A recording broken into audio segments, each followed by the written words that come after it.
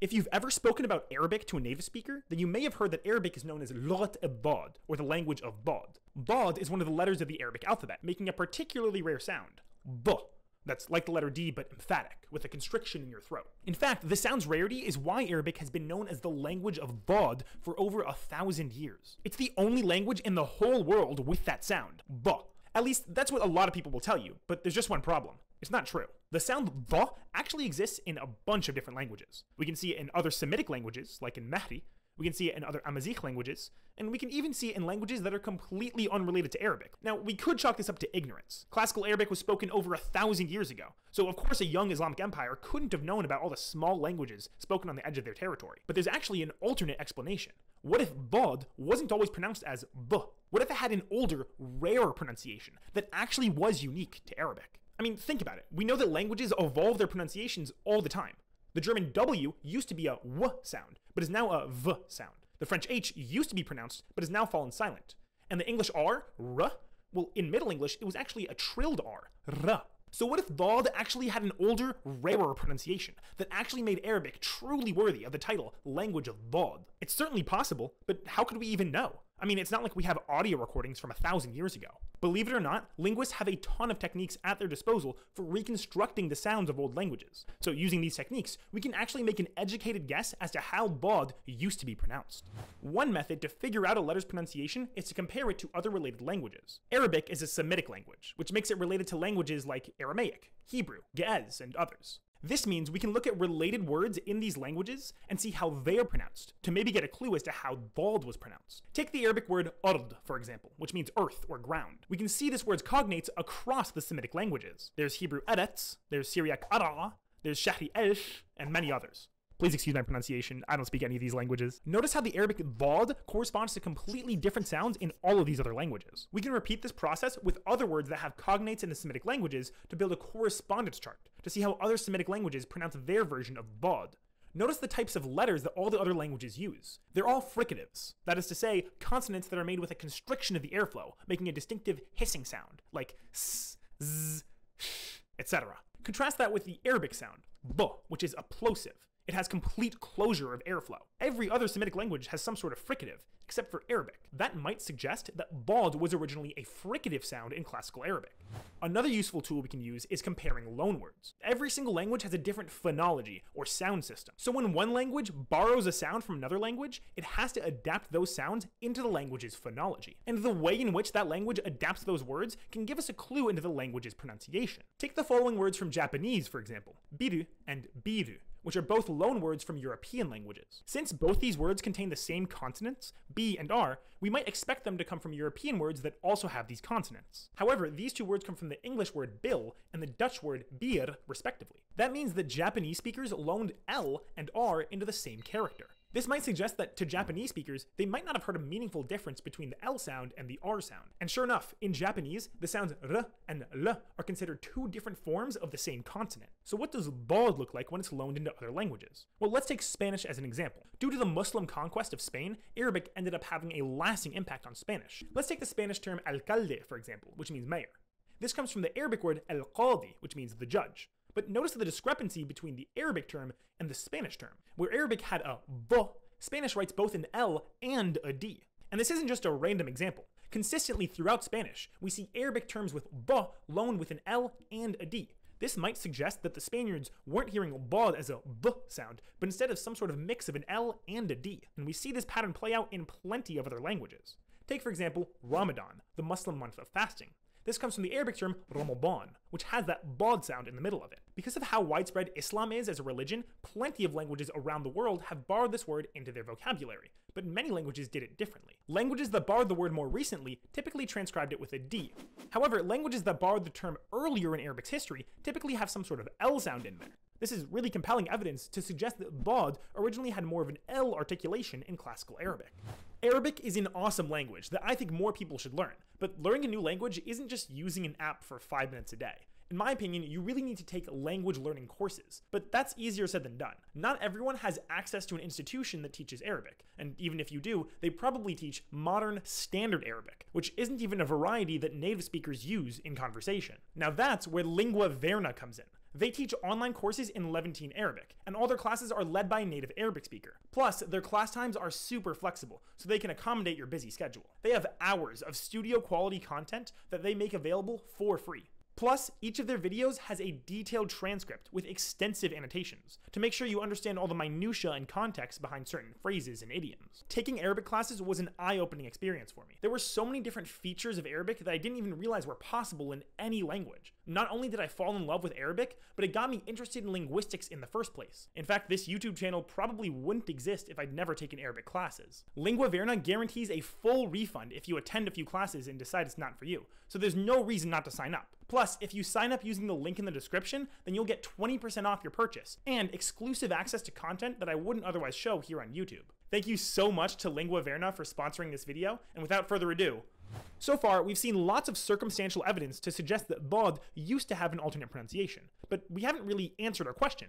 How exactly was bod pronounced? How could we even know what something was pronounced like over 1,000 years ago?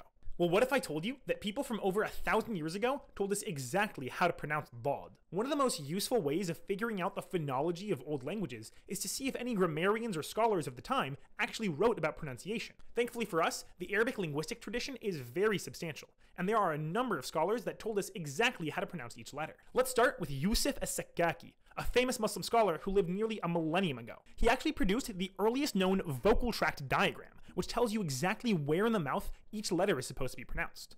Here it is.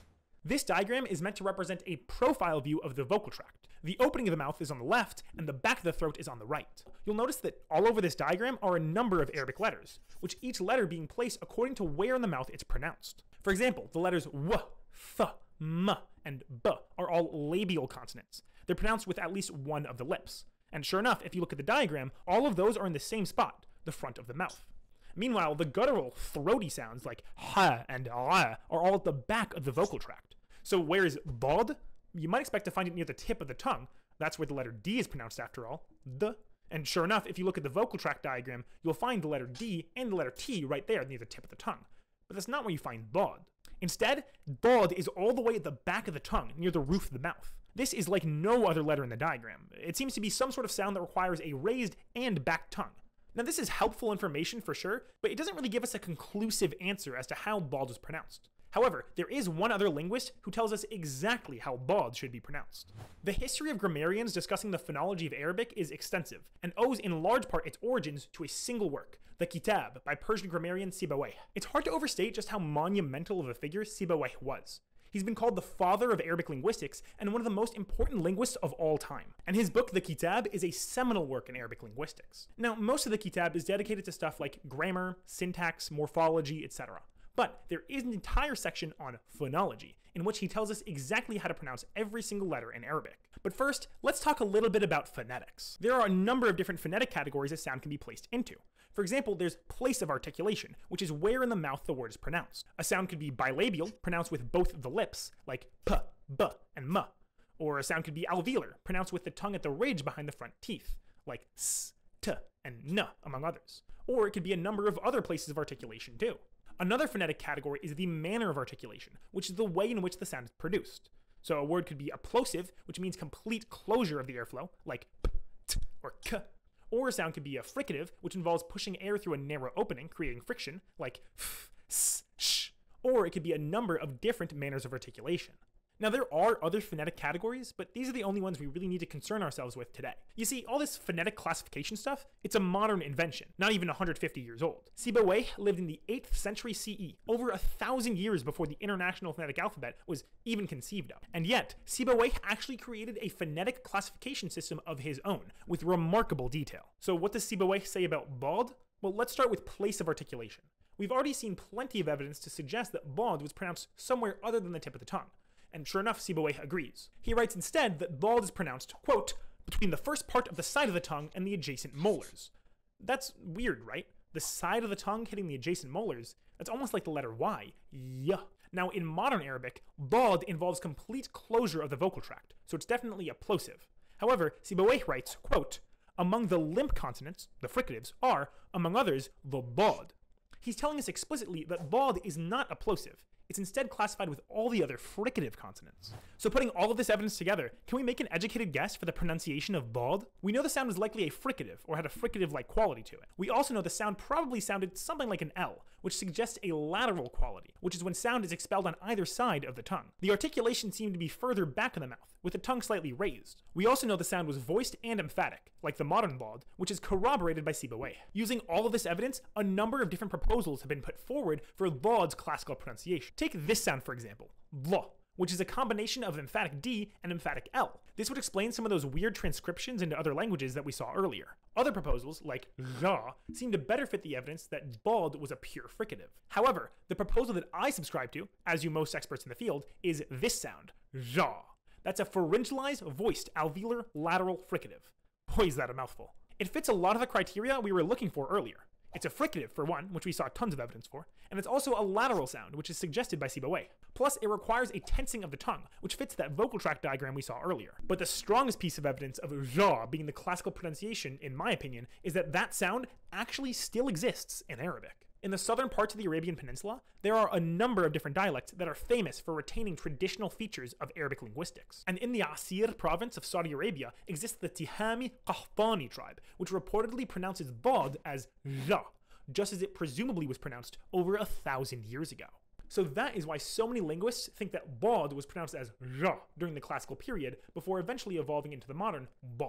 And guess what? That would finally make Arabic truly worthy of the title language of bod, because it would be the only language in the world with the sound ja.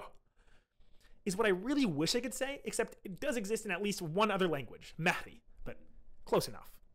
Hey guys, this is my first attempt at making real long-form content, so I hope you guys enjoyed. Thank you for making it this deep into the video. If you have any ideas for future videos or any feedback on how I can improve these going forward, that would be greatly appreciated. If you have any questions over anything that was discussed during the video, then all my sources are in the description. And most importantly, thank you again so much for watching.